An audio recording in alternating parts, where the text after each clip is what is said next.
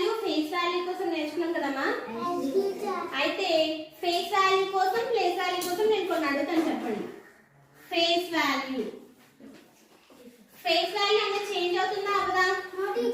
Very good. Face value అనేది change అవుతుందా? మరి ప్లేస్ వాల్యూ అనేది చేంజ్ అవుతుంది. మనకి ఎన్ని ఫేస్ వాల్యూ, ఫర్ ఎగ్జాంపుల్ నేను 5 తీసుకున్నాను. 5 యొక్క ఫేస్ వాల్యూ ఎంత? Face value 5. Very good.